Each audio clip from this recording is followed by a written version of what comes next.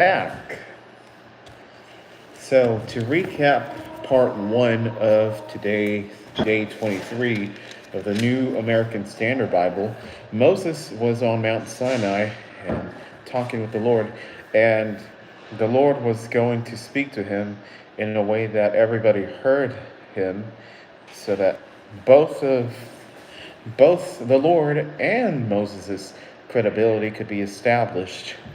And then um, the Lord goes on and says, nobody else can go near me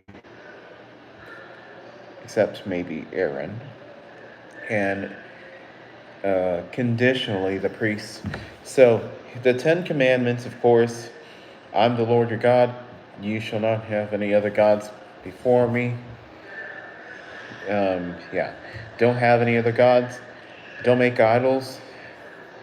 Um, don't don't take my name in vain, the Lord's name in vain.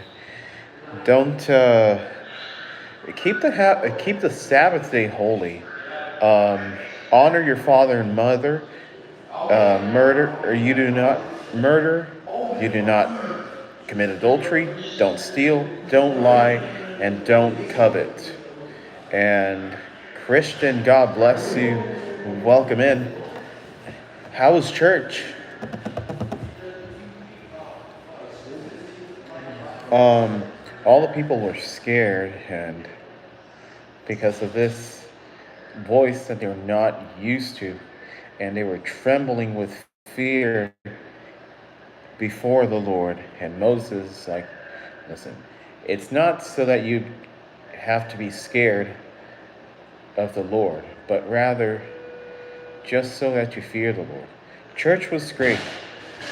Our Bible study was focused on Sodom and Gomorrah. All right. Yeah. Sodom and Gomorrah. Of course, Lot and his family were being rescued from Sodom and Gomorrah and destruction. And yeah, Lot's wife turns into salt, but Lot is rescued. And I believe his children as well.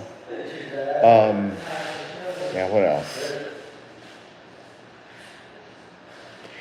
Notice how it says you should not build an altar of cut stones, for if you wield your chisel on it, you will profane it.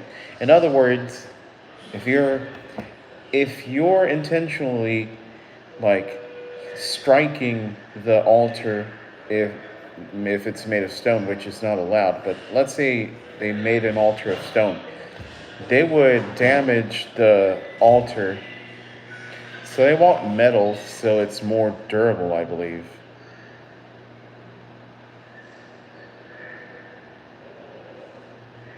Oh wait, it does say of stone.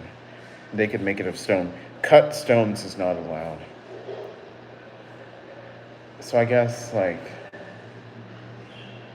okay, so never mind. What I said was invalid. Um, I okay, for that, then I don't have any explanation. And you'll not go up by steps to my altar so that your nakedness will not be exposed on it. I don't know what that means, but regardless, that's what the Lord commands. So Moses goes on top of Mount Sinai, and the Lord provides the 10 Commandments and some additional commandments as well. So here we go. Let's start with chapter 21, ordinances for the people. Now these are the ordinances which you are to set before them. If you buy a Hebrew slave, he shall serve for 6 years, but on the seventh he shall leave as a free man without a payment to you. If he comes alone, he shall leave alone. If he is the husband of the wife, then his wife shall leave with him. If his master gives him a wife, and she bears him sons or daughters, the wife and her children shall belong to her master, and he shall leave alone. But if the slave plainly says, I love my master, my wife, and my children, I will not leave as a free man, then his master shall bring him to God. Then he shall bring him to the door or the doorpost, And his master shall pierce his ear with an awl, and he shall serve him permanently. That sounds painful. An owl. Now, if a man sells his daughter as a female slave, she is not to go free as the male slaves do. If she is displeasing in the eyes of her master, who does designated her for himself, um, then he shall let her be redeemed. Um, he does not have the authority to sell her to a foreign people because of his unfairness to her. And if he designates her for his son, he shall deal with her accordingly to the custom of daughters. If he takes to himself another woman, he may not reduce her food, her clothing, or her conjugal rights. But if he will not do these three things for her, then she shall go free for nothing without payment of money. Okay, so chapter 21 is concerning slaves, I believe. Yeah, slaves. It gives you guidelines of slaves. A Hebrew slave, they shall serve for 6 years, and after 6 years, he will leave as a free man. And it also mentions that if any children are born by the slave, then it belongs to the master.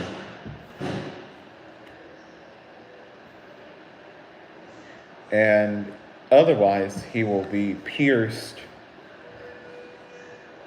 His ear will be pierced, and he will be in captivity.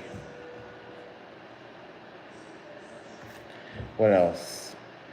And female slaves, they're not free.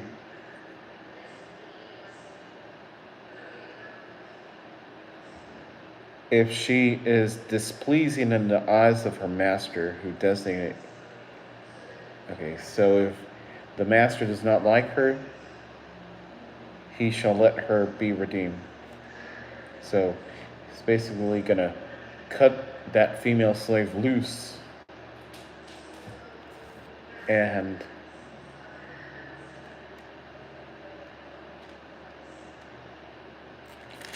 yeah, I'll be honest. When it comes to these laws, I have to thank the Lord that we don't live among these laws that we have to remember.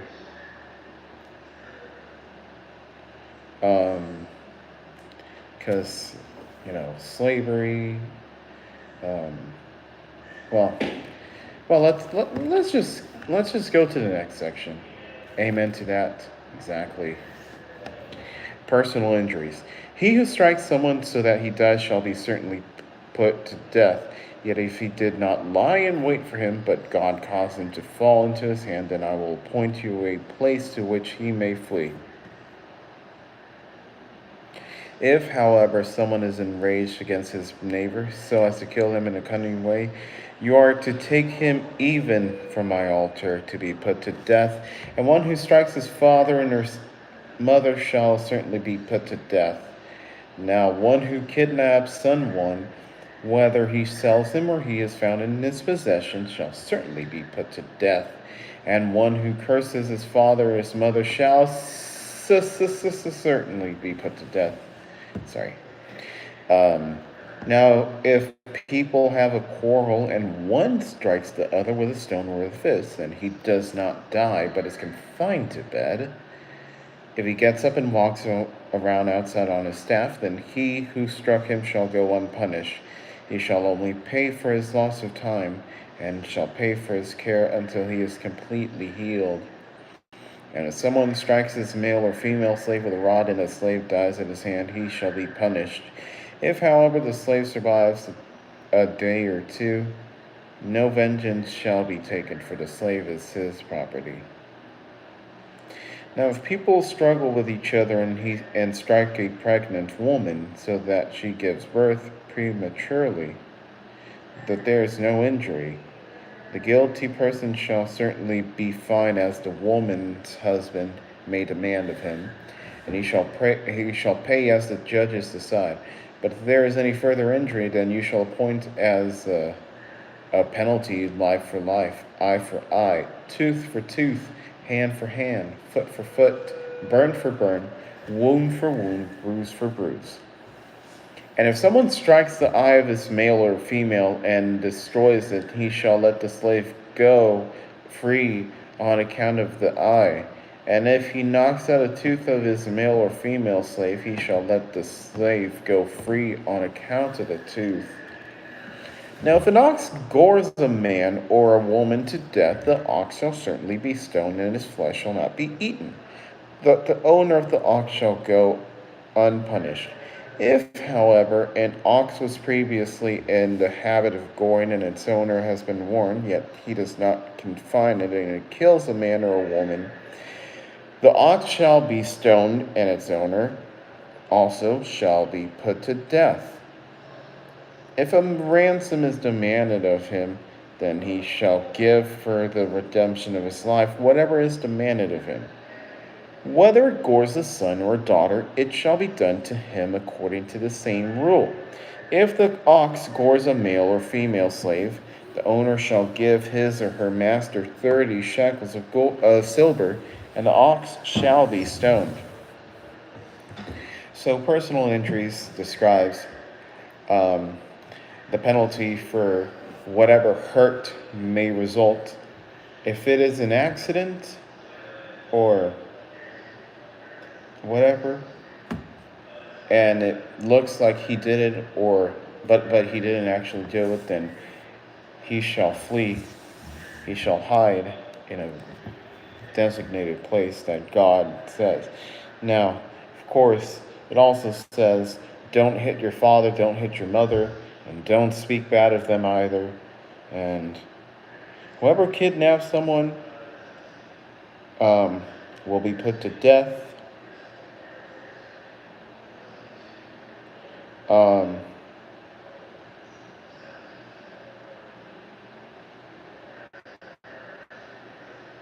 If people fight, but they're able to walk still, I think, then they will not be punished. They'll just pay until they're healed and for the time they lost. If someone hits their slave, then they'll be punished if the slave dies. However, if it survives a day or two, then there's no punishment.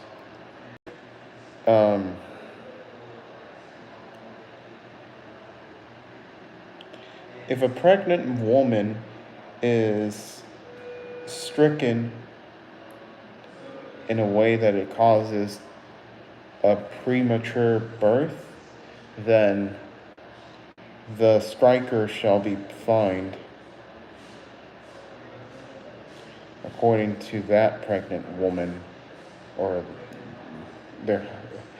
her husband.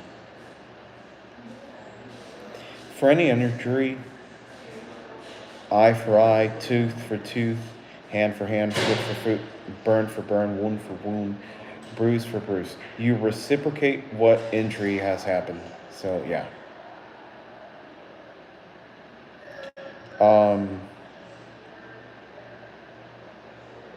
And if an eye of the slave or tooth is disabled, then they will go.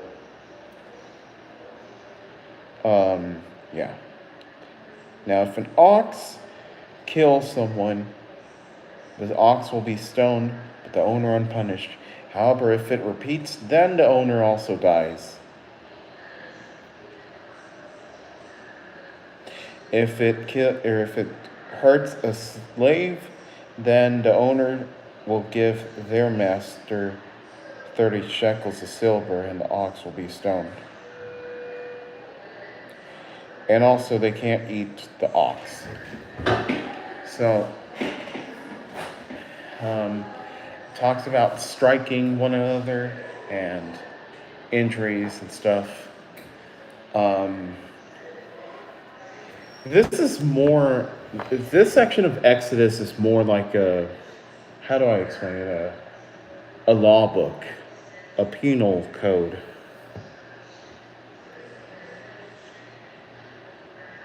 Let's go to property rights. Now, if someone opens a pit or digs a pit and does not cover it, and an ox or a donkey falls into it, the owner of the pit shall make restitution. He shall give money to its owner, and the dead animal shall become his. And if someone's ox injuries or injures another ox, or so another's ox, so that it dies, then they shall sell the live ox and divide its proceeds equally, and they shall also divide the dead ox. Or if it's known that the ox was previously in the habit of going, yet its owner has not confined it, he must make restitution for ox, and the dead animal shall become his. So, um,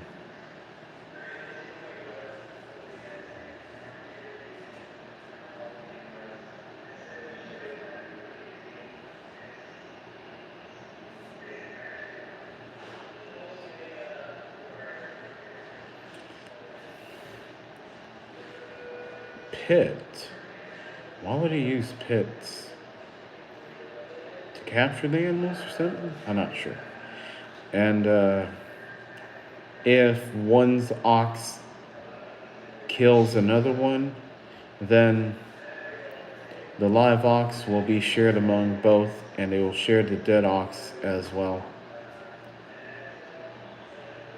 And yeah, so essentially 21 is about slaves and ownership and personal injuries, striking and hurt and punishments for that, and property rights, which is about oxes, at least in this case.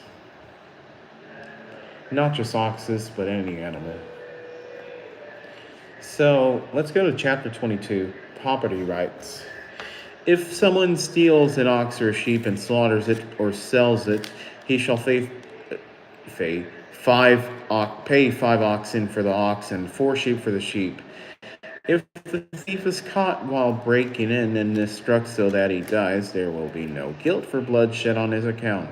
If the sun has risen on him, there will be guilt for bloodshed on his account. A thief shall certainly make restitution. If he owns nothing, then he shall be sold for his theft.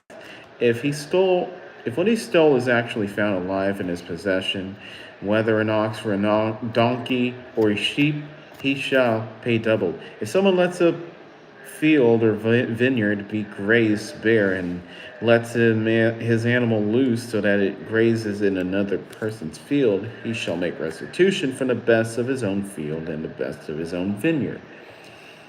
If a fire breaks out and spreads to thorn bushes and stacked grain, or the standing grain, or the field itself is consumed, the one who started the fire must make restitution.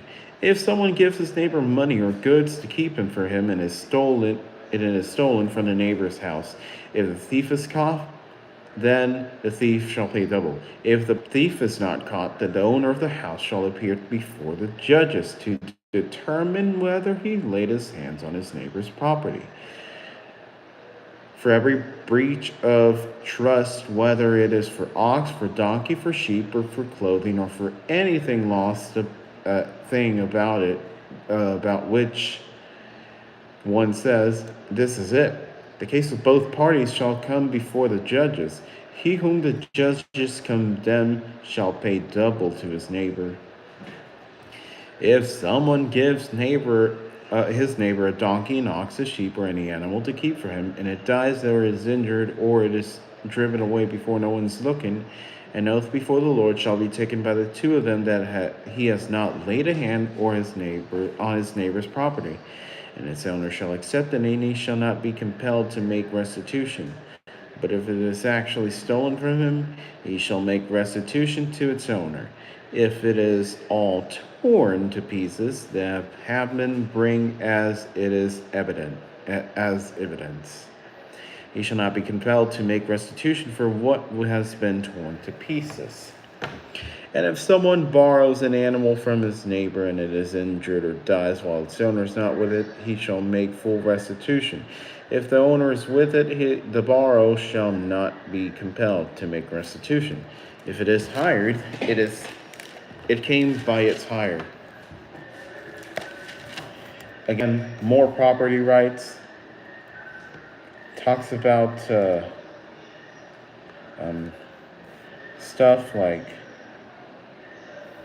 stealing animals, stealing, crops. It also talks about how crops or fruits, bushes, whatever, that whatever happens, and if it's one person who causes their loss, then they will pay for it. If someone starts a fire, for example, they will have to pay for the fire. And if an ox is injured, or, or in any way driven away or dead when they give it to him, then they'll accept it and they won't have to pay for it. But if he causes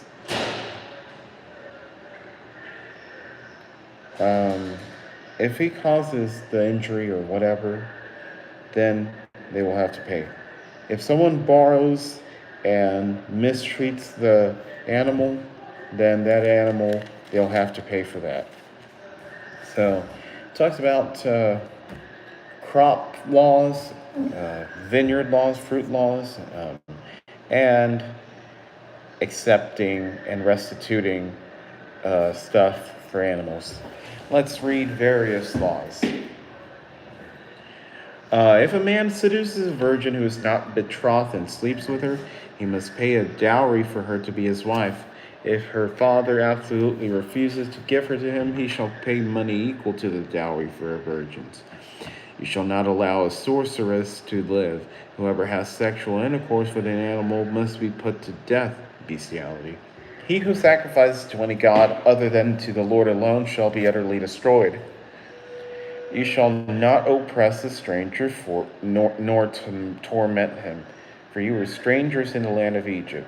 You shall not oppress any widow or orphan. If you oppress him at all, and if he does cry out to me, I will assuredly hear his cry, and my anger will be kindled, and I will kill you with the sword. And your wife shall become widows, and your children fatherless. If you lend money to my people who are poor among you, you are not to act as a creditor to him. You shall not charge him interest. If he ever sees your neighbor's cloak as a pledge, you are to turn it to him before the sun sets, for that is his only covering. It is his cloak for his body. What else is he to sleep in? And it will come about that when he cries out to me, I will listen to him, for I am gracious. You shall not curse God, nor curse a ruler of a people. You shall not hold back the offering from your entire harvest and your wine. The firstborn of your sons you shall give to me. You shall do the same with your oxen and with your sheep. It shall be with its mother for 7 days. On the 8th day you shall give it to me. You shall be holy people to me. Therefore you shall not eat any flesh torn to pieces in the field. You shall throw it to the dogs. God is very serious when it comes to shutting down idol worship. Yep. He mentioned it in the 10 Commandments, and he mentions it again. So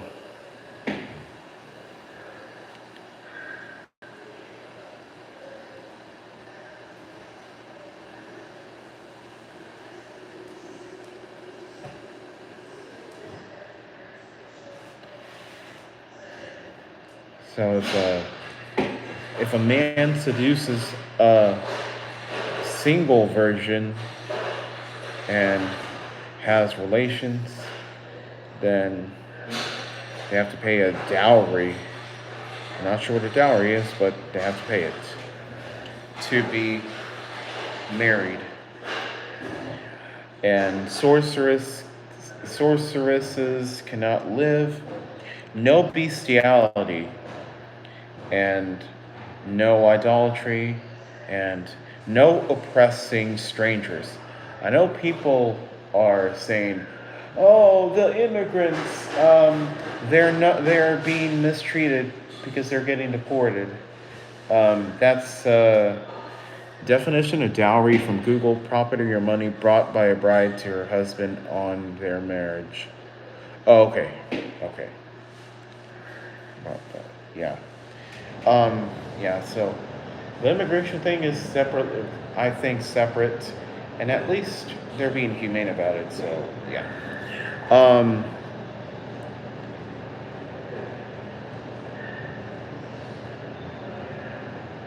if you give money to the poor, you should not expect anything back. And you cannot take away other people's cloaks. You should not curse God or any rulers.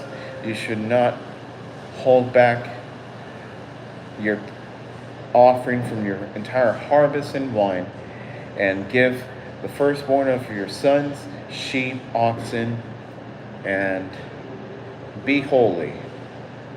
That's what it is, these various laws. So property rights, of course, it talks about ownership of oxen and other animals, and paying restitution for whatever happens to the fields or to the animals. And it also talks about sleeping with people. It's virgins, I'm sorry, and sorceresses not living, bestiality, idolatry, and treating strangers, and lending to the poor, and cursing God, definitely a no-no.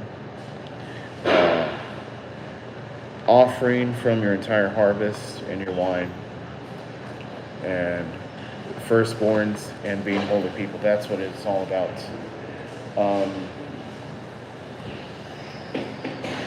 Chapter 23, various laws. You shall not give a false report. Do not join your hand with a wicked person to be a malicious witness. You shall not follow the crowd in doing evil, nor shall you justify in dispute so as to join together with a crowd in order to pervert justice. Nor shall you show favor to a poor person in this dispute. If you encounter your enemy's ox or his donkey wandering away, you must return it to him. If you see the donkey of one who hates you lying helpless under its yoke, you shall not leave it helpless for its owner. You must arrange the load with him. You shall not pervert the justice due to your needy brother in his dispute. Keep it far from false charge, and do not kill the innocent or the righteous, for I will not acquit the guilty. You shall not take a bribe, for a bribe blinds the clear-sighted and subverts the cause of the just. You shall not oppress a stranger, since you yourselves know the feelings of a stranger, for you also were strangers in the land of Egypt. So it's saying, don't lie, don't deceive the judges, don't twist the truth,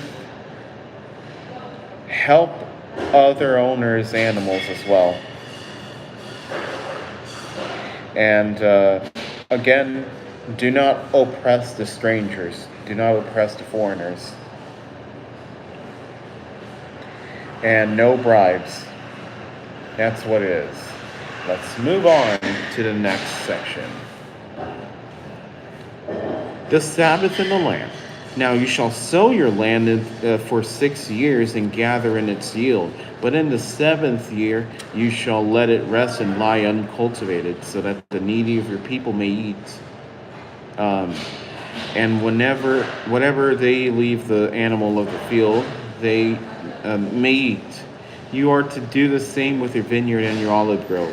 For 6 days you are to do your work, but on the 7th day you shall cease from labor, so that your ox and your donkey may rest, and the son of your female slave, as well as a stranger residing with you, may refresh themselves. Now concerning everything which I have said to you, be careful and do not mention of the name of other gods, nor let them be heard from your mouth.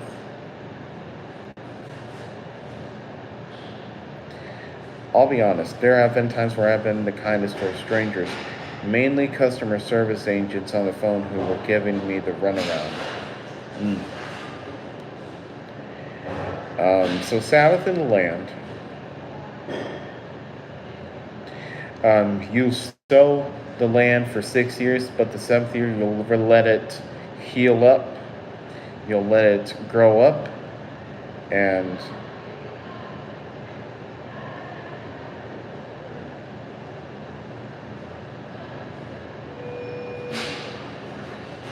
uh, give to the needy and to the animal. That applies to the vineyard and the grove as well.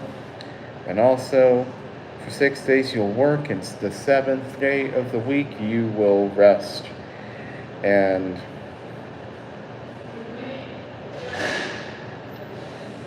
yeah, that's honoring the Sabbath. So yeah, another one of those commandments in the Ten Commandments. This also falls back on loving thy neighbor. Exactly. Yes, it does. So, you'll sow land for 6 years, and on the seventh you'll let it rest. And for 6 days you'll work, and the seventh you'll let everything rest. All right. 3 national feasts. 3 times a year you shall celebrate a feast to me. You shall keep the feast of unleavened bread. For 7 days you are to eat unleavened bread, as I commanded you, at the appointed time in the mouth of the babe, month of a babe. For in that month you came out to Egypt, and no one is to appear before me empty-handed. Also you shall keep the feast of the harvest of the first fruits of your from what you sow in the field. Also the feast of the ingathering at the end of the year, when you gather in the fruit of your labors from the field. 3 times a year all your males shall appear before the Lord God. You shall not offer the blood of my sacrifice with leavened bread, nor is the fat of my feast to remain overnight until morning. You shall bring the choice of first fruits of your soil into the house of the Lord your God.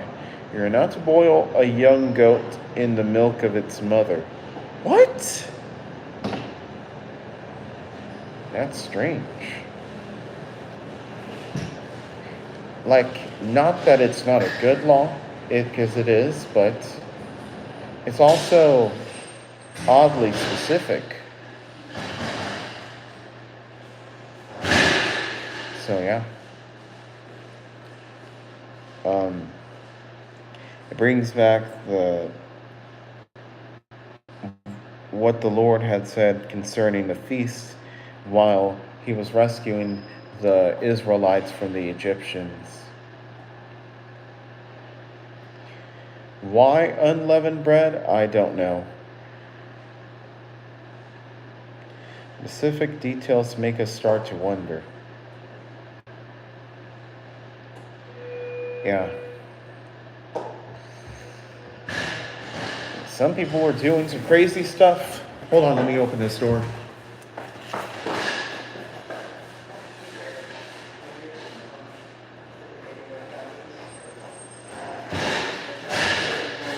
Okay, we're good. Yeah, people did some really strange stuff. Unleavened bread doesn't have yeast, so we remember that yeast represents unholiness. Yeah. Like the Pharisees.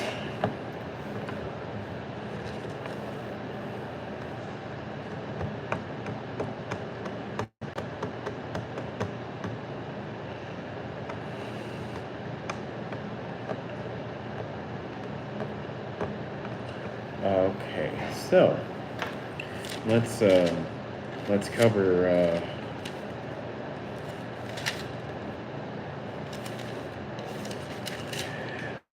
chapters 23 and 24. Or sorry,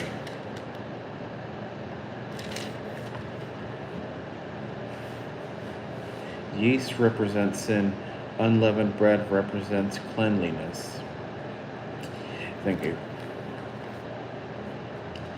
Which is like Jesus was talking about when one of the apostles was talking about bread, I believe. Yeah, of course.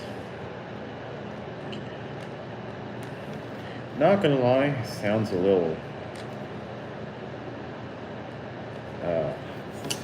20% battery. Alright, I gotta get this knocked out. Before my battery goes bad. So, yeah. So, you have to eat unleavened bread for 7 days, 3 times a year, and you should offer sacrifices with unleavened bread, and bring the first fruits of your soil to the Lord, and do not boil a young goat in his mother's milk. So, conquest of the land. Behold, I am going to send an angel before you to guard you along the way, and to bring you into the place which I have prepared. Be attentive to him and obey his voice. Do not be rebellious toward him, for he will not pardon your rebellion, since my name is in him. But if you truly obey his voice and do all that I say, then I will be an enemy to your enemies, and an adversary to your adversaries.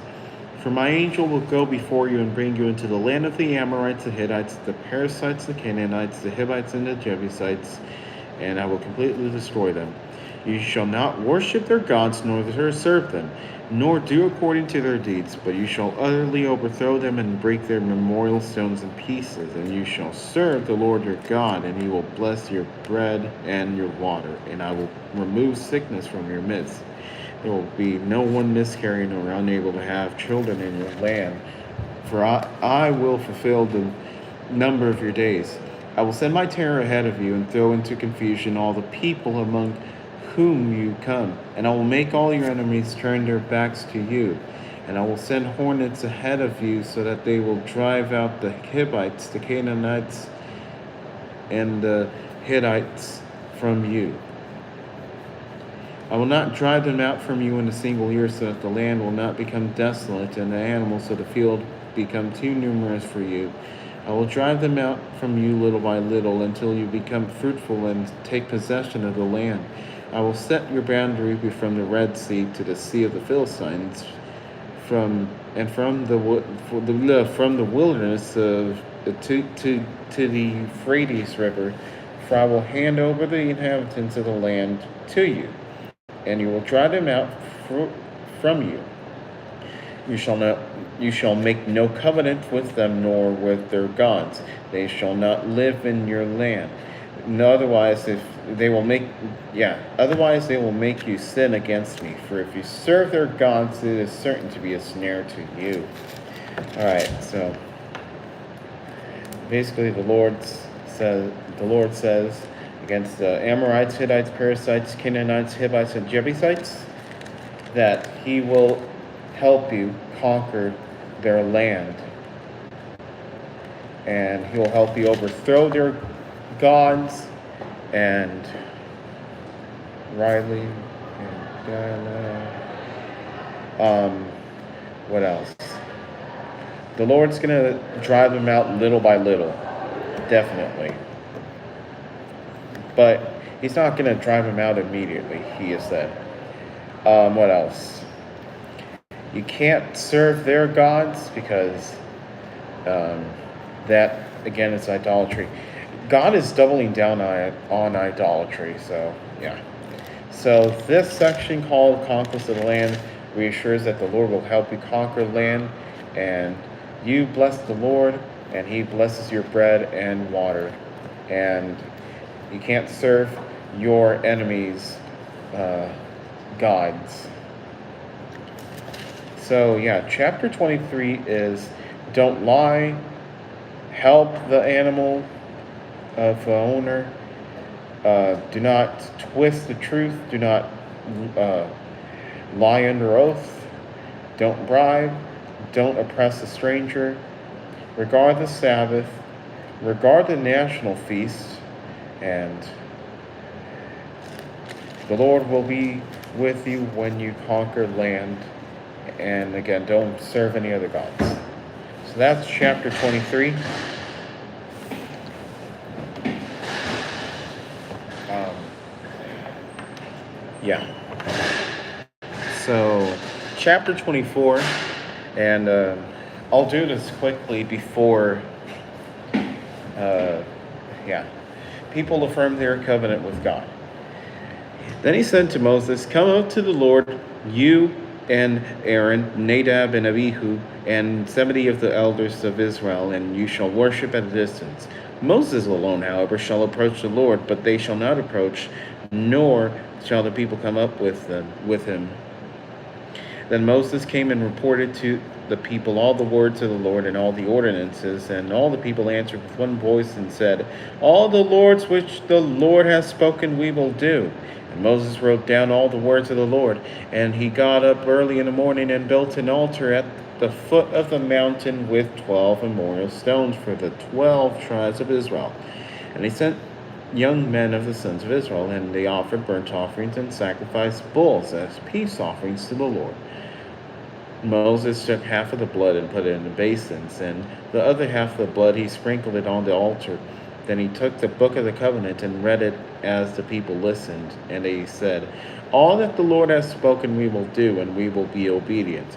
So Moses took the blood and sprinkled it on the people and said, "Behold, the blood of the covenant which the Lord has made with you in accordance with all these words." And Moses went up with Aaron, Nadab, and Abihu, and 70 of the elders of Israel, and they saw the God of Israel. And under his feet there appeared to be a pavement of sapphire, as clear as the sky itself. Yet he did not reach out his hand against the nobles of the sons of Israel, and they saw God, and they ate and drank. Now the Lord said to Moses, "Come up to me on the mountain and stay there, and I will give you the stone tablets with the law and the commandments which I have written for their instruction." So Moses got up with Joshua his servant, and Moses went up to the mountain of God. But to the elders he said, "Wait here for us until we return to you. And behold, Aaron and Hur are with you. Whoever has a legal matter, have him approach them." Then Moses went up to the mountain, and a cloud covered the mountain. The glory of the Lord settled on Mount Sinai, and the cloud covered it for 6 days. And on the seventh day he called to Moses from the midst of the cloud. And to the eyes of the sons of Israel, the appearance of the glory of the Lord was like a consuming fire on the mountaintop. Then Moses entered the midst of the cloud as he went up to the mountain. And Moses was on the mountain for 40 days and 40 nights. The word of the Lord. Praise be to God. So yeah, that's the end of part 2. Let's cover chapter 24. So he calls up Aaron, Nadab, and Abihu, and 70 of the elders of Israel to worship at a distance. And then only Moses came up to the Lord. And the Lord,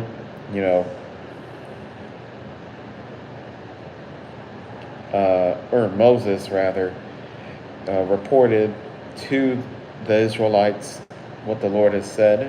And the people are like, "We will do this." And notice how it says that Moses took blood from the bulls to sprinkle on the altar and sprinkled it on the people. In Catholic Church, what they do is they take water. It's not blood, but water. They sprinkle it on the people for the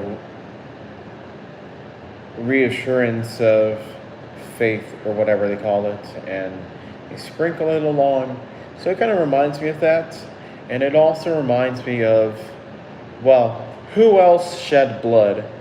Who else was innocent and sacrificed as peace offering to the Lord? And that is no one other than Jesus Christ, our Lord and Savior, his only begotten Son.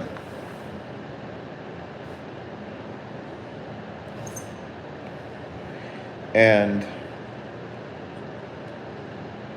Moses, Aaron, Nadab, Abihu, and 70 of the elders of Israel saw God. apparently, no, there appeared to be a payment of sapphire.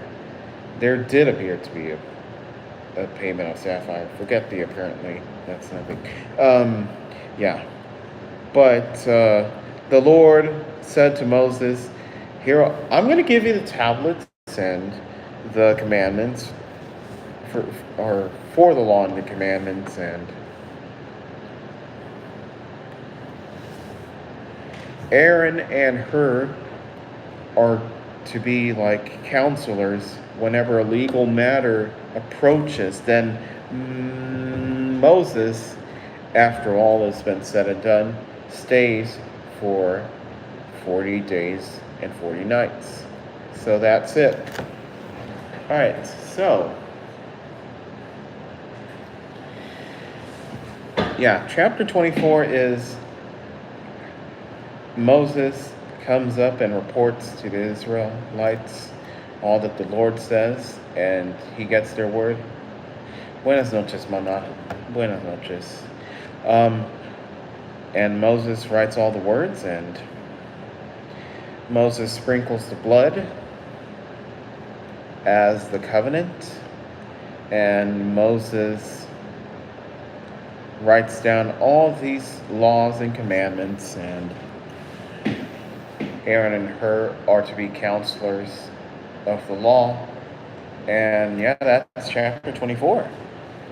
So God gave Moses the 10 commandments that we saw in chapter 20. So that's part 2. So to summarize part 1, chapter 19, Moses goes on Mount Sinai. And then chapter 20, the 10 commandments. Do I need to say anything else about the 10 commandments? They're the 10 commandments, which are the most important. And on these commandments base the rest of the law.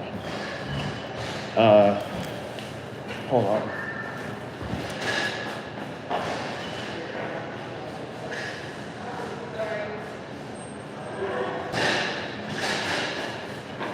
All right. Chapter 21, Mount Sinai is where Moses received the tablets containing the 10 commandments from God. Exactly. So chapter 21 is about slaves and their owners, and then personal injuries that arise from fights and from striking one another, and also about animals and oxen and fields in chapter 22. Which chapter 22 is, how do I explain it? Hold on.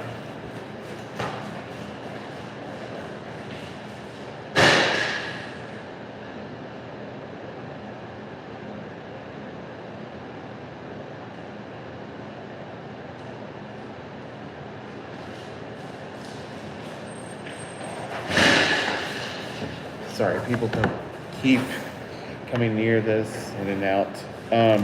So yeah, 22 is about oxen and injuries and losses of field and crops, and also about sexual matters and oppressing and idolatry.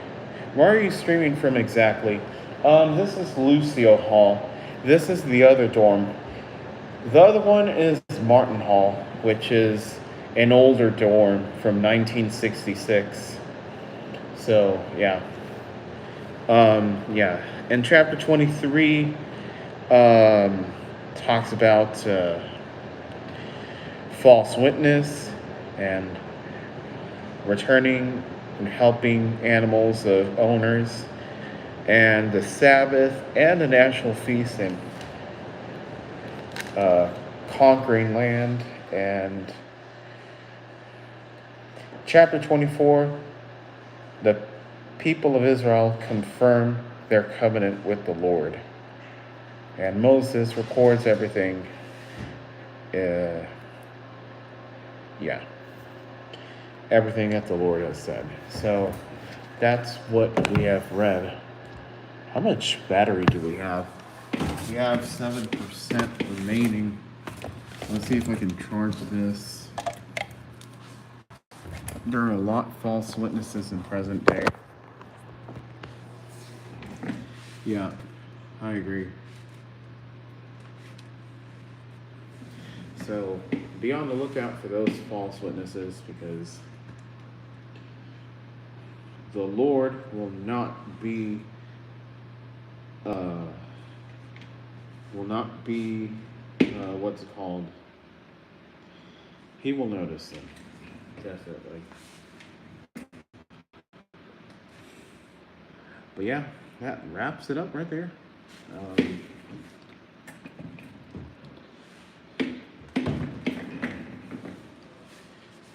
Remember, not that long ago, people were prophesying that the rapture was supposed to happen last month. Hold on. Oh. People keep coming here to this door, and they keep struggling. Not long ago, people were, yeah, I've heard that. I didn't even know that was a thing until people were like debunking it. And I was like, that's a bunch of yachol. Nobody knows the day or the hour, not even the angels nor the Son of God, but only the Father.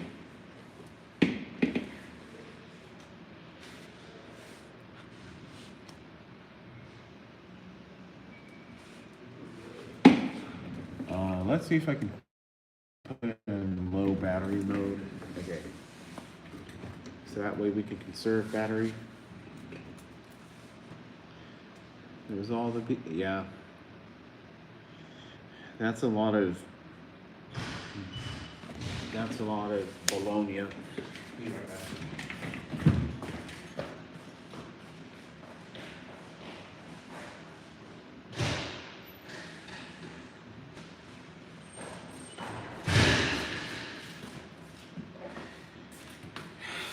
Be honest, people keep popping up at that door, and I might be running to and fro for that. Wasn't that like the Mayan calendar or something? I remember that well. I put up a post.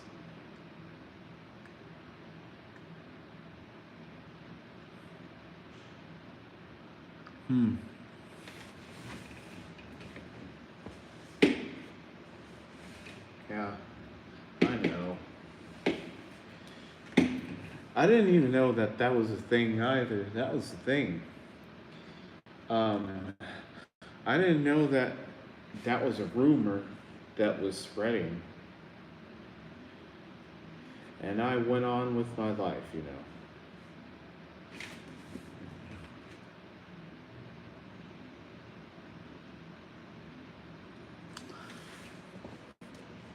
Um, yeah, that's the thing. Are you ready to face him or not? If not, then you can get right now. And I didn't know about it. Yeah. Yeah, it's a bunch of, oh, what's, yeah, yeah. Don't listen to those folks. They're just trying to make themselves media.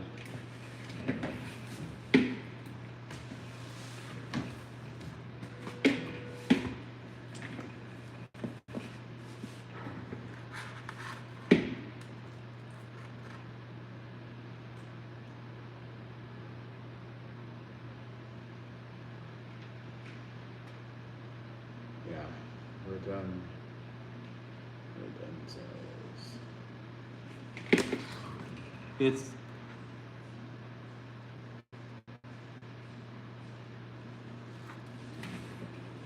yeah, for sure.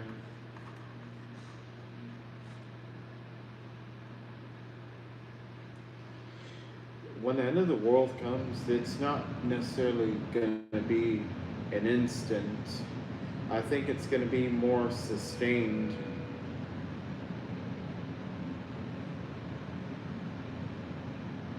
Not sure when that will come, but you know.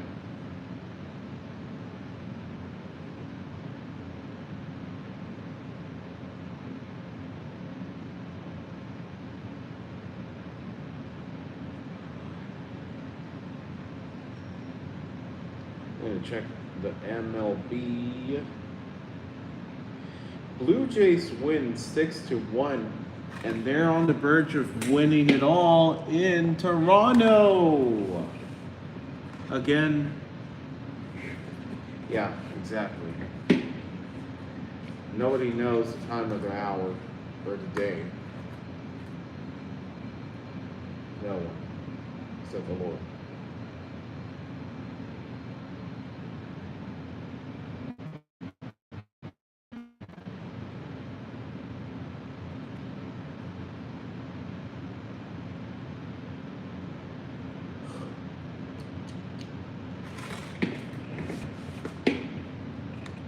Yesterday. Oh yeah, I saw that. The Mavericks launched a lawsuit against the Stars, and the Stars counter suit. Yeah, that's Mark Cuban for you, baby.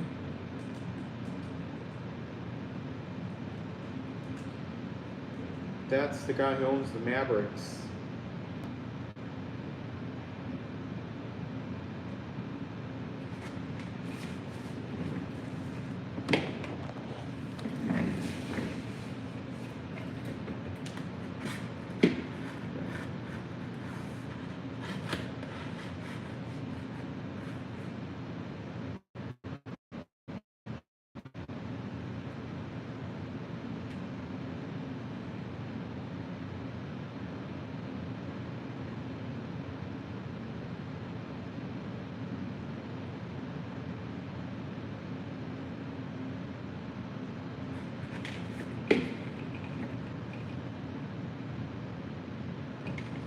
Yeah.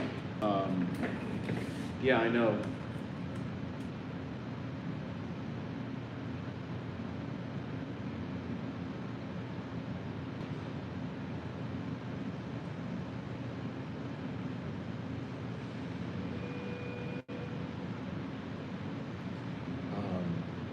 Yeah, that's crazy.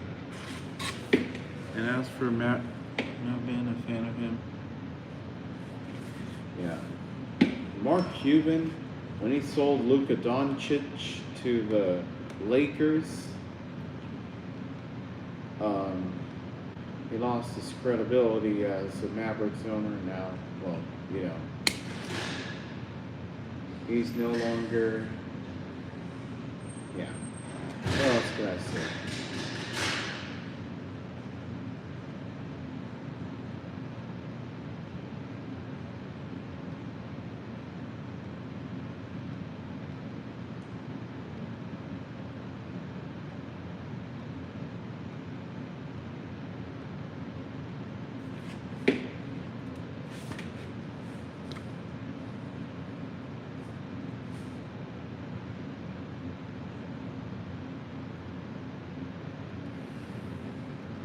So, yeah, let's hope that the Stars and Mavericks could get something going.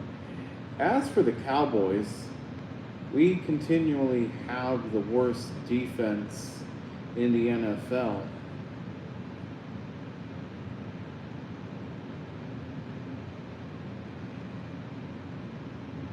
Not even their offense could rescue them. If they're Rockets and Astros. Oh, that's beautiful. Definitely don't take that for granted, because you never know when that partnership ends.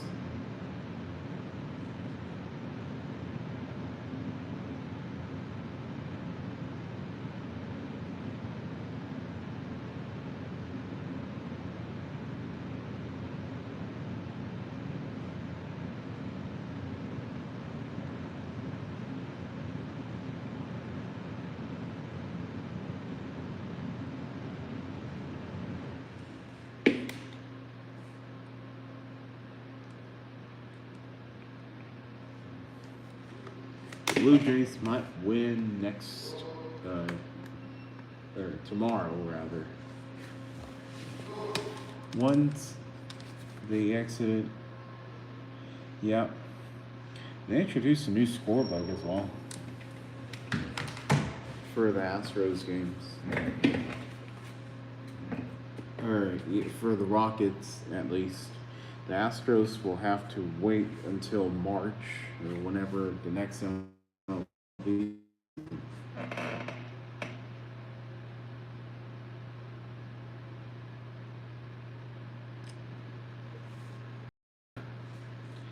Yeah, I mean, it's a business world. It's not always going to be sunshines and rainbows. You got to at least expect some friction between one and another every so often.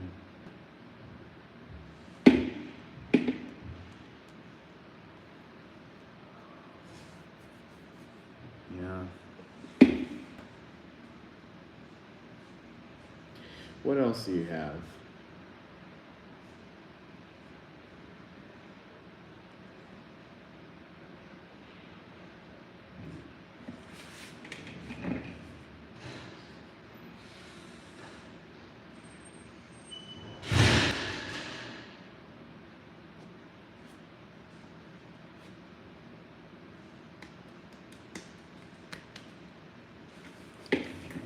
That's exactly right. If the business, yeah, yep, Viacom and CBS, yeah. It happens all the time, really. Um, I don't want to get into too many details, but yeah, it's even happening right now.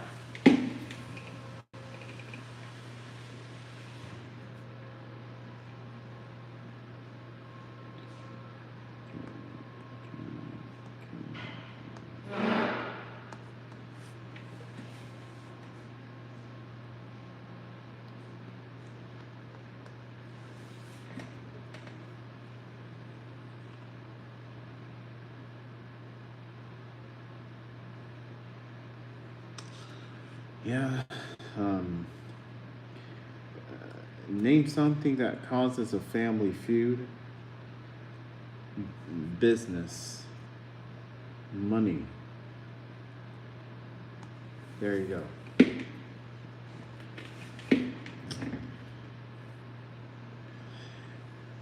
Um, what else do you have?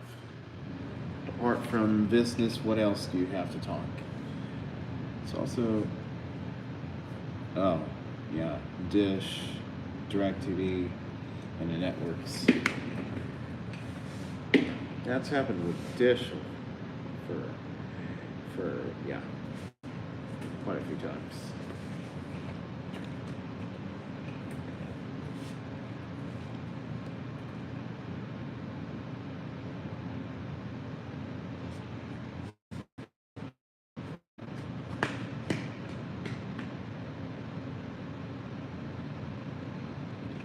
And pivoting over to something more positive. Oh, holidays. What are you doing for the holidays?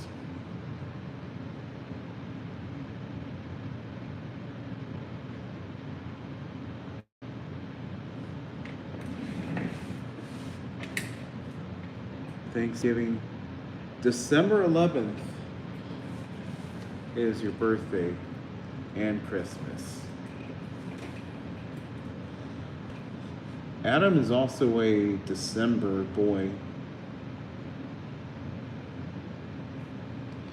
We usually go visit mom on the holidays.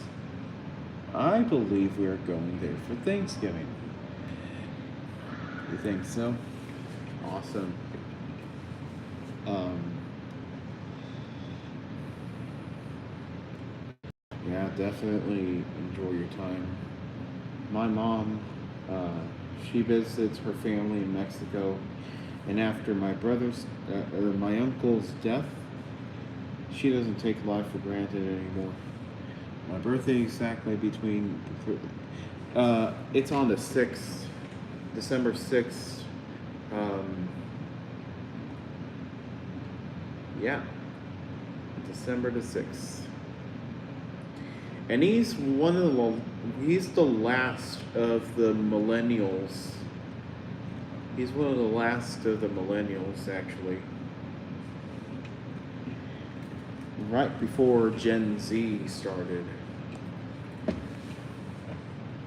Plan on finishing up my novel sequel before Thanksgiving so I can write the Christmas themed one. We'll have fictional prequel in the works as well as the real life events when altered. Okay. Um,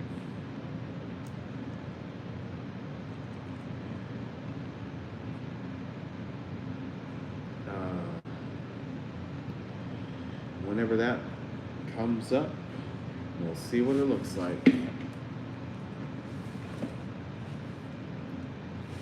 Basically an alternate universe. Matagorda. Alright. I've been to Matagorda a few times. It's not big. It's pretty small actually. Kind of like I guess Palacios. Maybe even smaller than Palacios.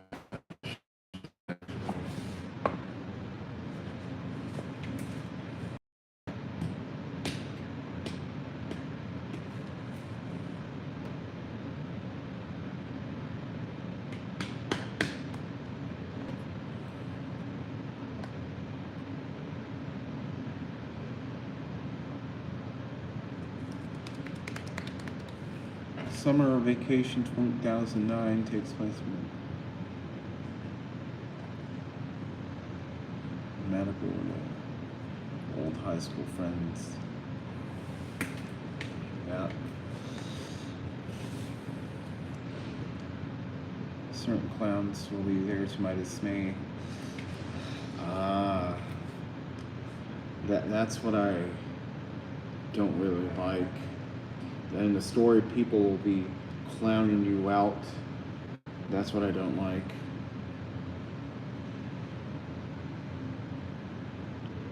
And it just gets repetitive, honestly.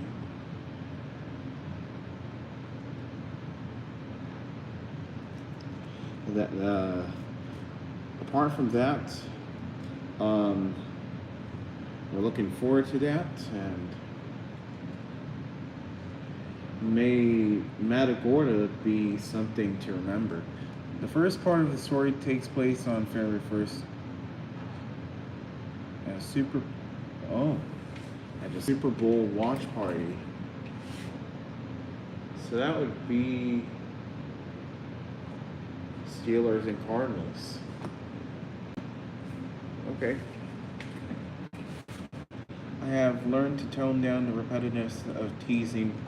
Yeah, if you want me to be honest, the teasing does get repetitive and it doesn't allow the story to progress. And yeah, that's my only thing. At least for now.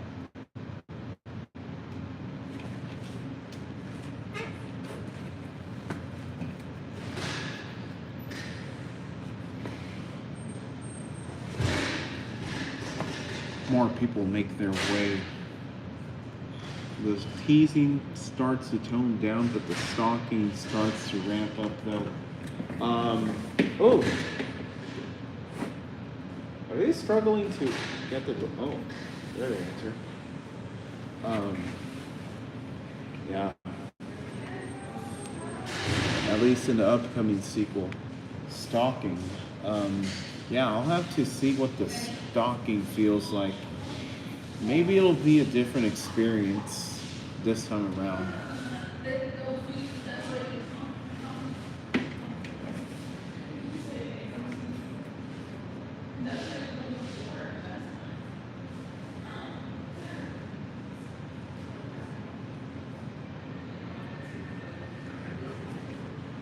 How much battery do I have? Ooh, I got 5%. Even though this is connected, it's actually lowering the battery because it's probably getting hot. It is hot.